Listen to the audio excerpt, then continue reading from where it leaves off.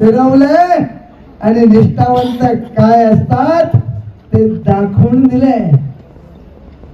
मी टिंगरकरांना अजून एक प्रश्न विचारतोय. आदरणीय जुन्नर तालुक्याचे लोकप्रतिनिधी त्यांचं शिक्षण विचारलंय.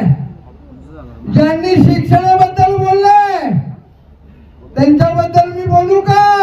डिंगोरकरांचा मी विचारणा करतोय. डिंगोरकरांना सांगा तुम्ही मी बोलू का?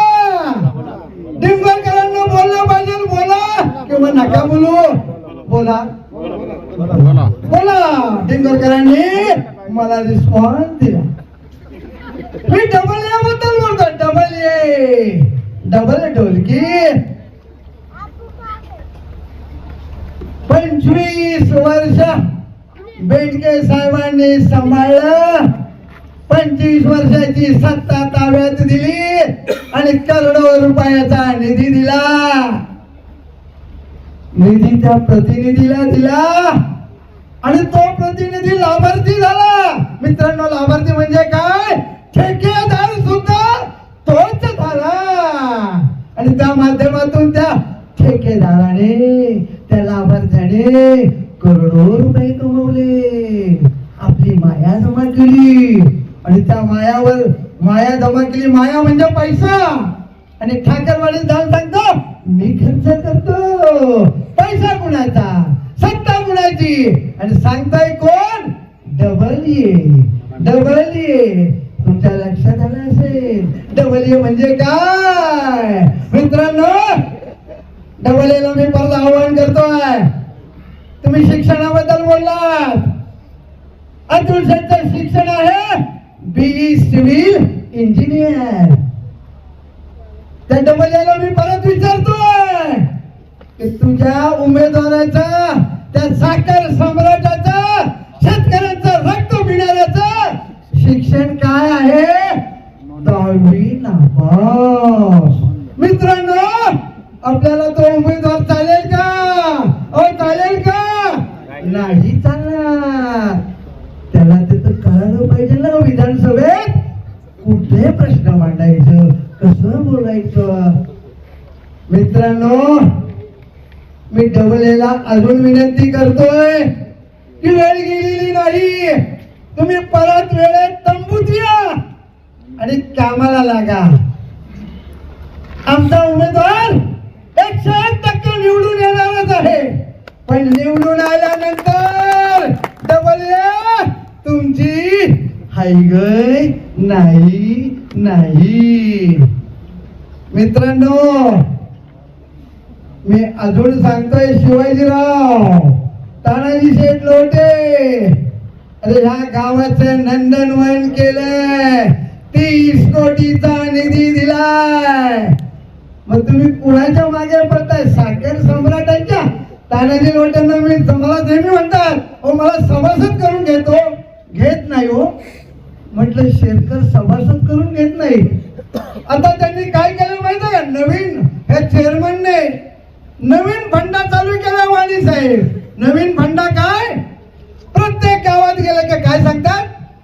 तुम्हाला काय करू? संचालक करू.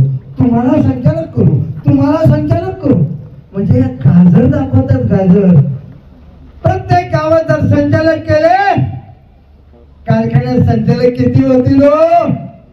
पहिले सभासद आहेत त्यांना साखर वेळेत दिली जात नाही. 15,000 रुपयाचे शेअर्स केले आणि साखर 70 किलो ठेवली.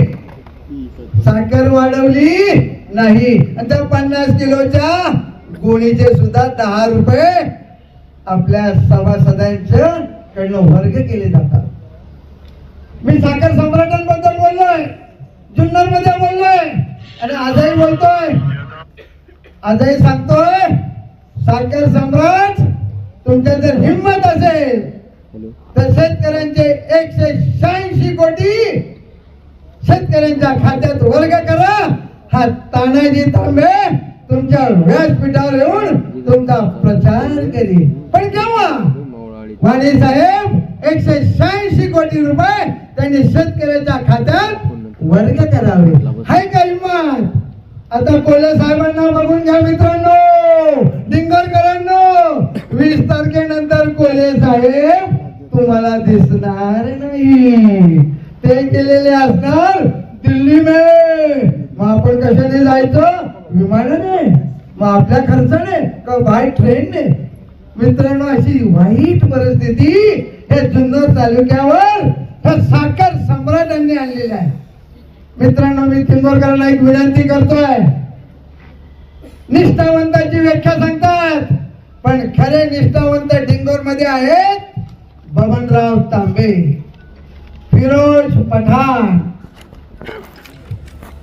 दत्तात्रय लोहटे, संदीप दादा शिंगोटे, राजेंद्र उकिरडे, बाळासाहेब उकिरडे, रमेश सोनवणे, समीर लोहटे आणि मयूर सुकाळे हे खरे निष्ठावंत. ही निष्ठा सांगणारे खाऊन गेले इष्टा. आता यांना कसली राहिली हो निष्ठा? अजूनही वेळ गेलेली नाही.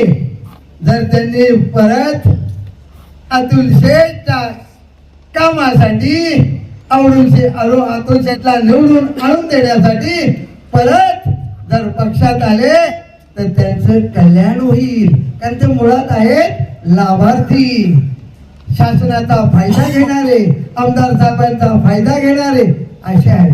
मित्रांनो, मी जास्त वेळ घेत नाही. येत्या 20 तारखेला आपल्याला एकच करायचं आहे. आपला आमदार आहे 1 नंबरचा, दमदार आमदार, कामाचा माणूस, कार्यसम्राट आमदार, पाणीदार आमदार आणि वारकरी संप्रदायाचा वारसा आणि वसा असलेला आमदार, 1 नंबरचा आमदार. आपली निशाणी आहे 1 नंबर. 1 नंबर आपल्या घड्याळ आहे. 1 नंबरचं बटन दाबून अतुल शेठला डिंगोर मधून प्रचंड मताने विजयी करा, विजयी करा. जय हिंद, जय महाराष्ट्र.